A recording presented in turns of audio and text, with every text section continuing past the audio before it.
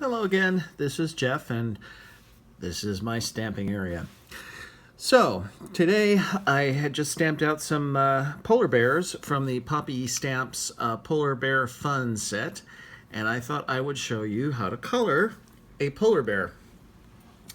Now I know what you may be thinking, it's a polar bear, it's white, what have I got to do? Well, you'd be surprised what a little shading can do.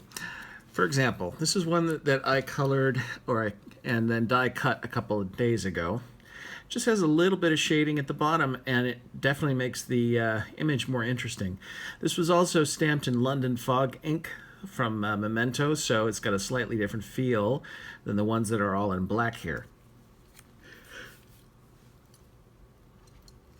Now, I'm going to be using 3 pencils. These are, these are polychromos pencils, but you can do these with any kind of pencils that you have. I'm using an ivory, and then I'm using a dark warm gray, and then a lighter warm gray. So remember that, warm grays. You can also use cool grays. That's totally up to you. The cool grays have almost a slightly more bluish tint to them, so it's totally the kind of effect that you're going for. That's it. Okay, so just think about where on this polar bear you're going to get some shadows. And that's going to be here, definitely in there, and then in there. And then if you're thinking that the light source is coming in from this way, you'll probably get some shadowing or at least some darkening on this side. So we'll start here.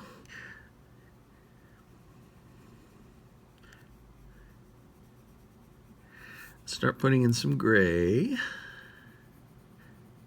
Now, I'm not pushing too hard because I don't want to make the whole thing gray. I just want to add a little bit of shading.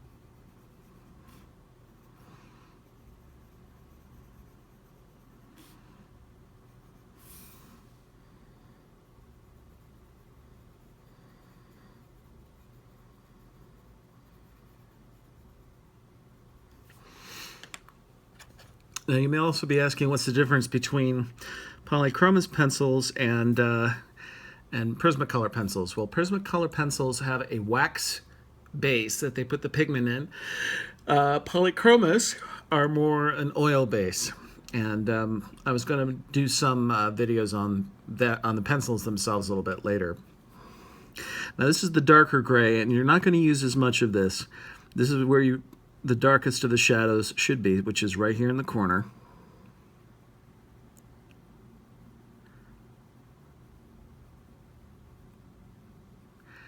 Right down here at the bottom.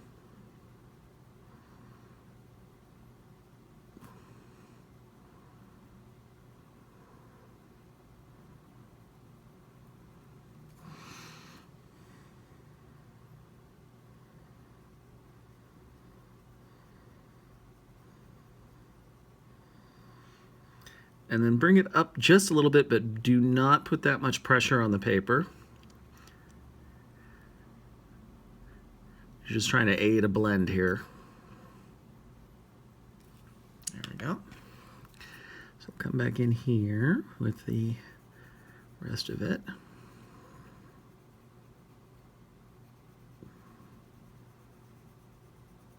Add a little bit more gray.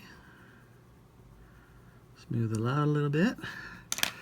Now this is the ivory.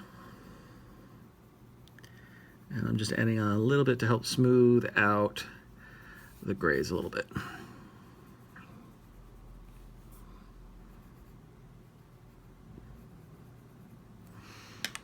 Oh, that was a hard line I wasn't expecting.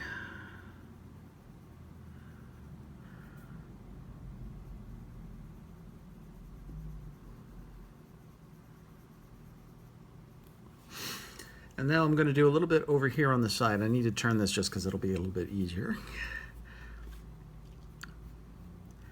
And here you just want to lightly come in from the side a little bit.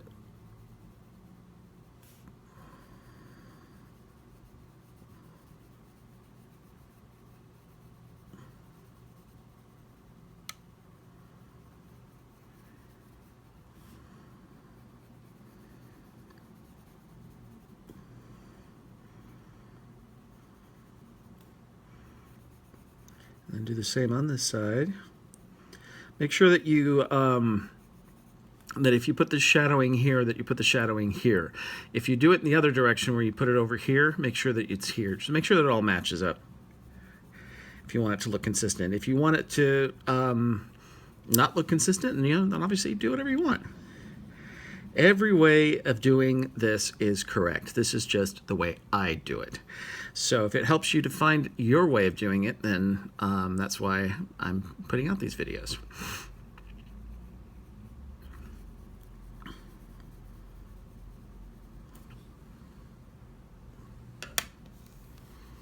And there we go. Now, later I'm going to put a little something in the cheeks there. And I'll probably do a little bit more shading, but that's the basic. I'll get this a little closer to the camera so you can see. See, it's a little more interesting now. And it actually looks, like a little more shadowed. And then it also allows you to make the front paws a little bit more in front of the back paws, if that helps. And now I can show you exactly how this was ending up being used on a card project. Okay, and then this is the card that I ended up creating with it. This stamp here, I put a little bit of blue and gray highlighting to. This stamp is an old stamp from, what was that company name? It's long, Karen Lockhart stamps, I believe.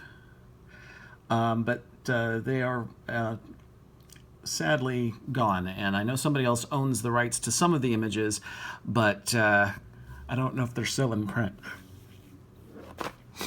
The background here is a bit from Lawn Fawn. That is their knitted Christmas sweater paper. And then this is from Hero Arts, and these two are from Poppy Stamps. I die cut that and then put it on top of the iceberg, and then added a few bits of blue and gray shading to the edges of some of the facets of the iceberg. And then this is just your run-of-the-mill Merry Christmas washi tape. So anyway, that is how it turned out, and go forth and make cute polar bears. Thanks so much for joining me. If you like this kind of content, don't forget to give me a like, subscribe if you'd like to see more videos like this, and leave a comment if you have any requests, questions, or would like to see something in particular. Thanks so much. Bye-bye.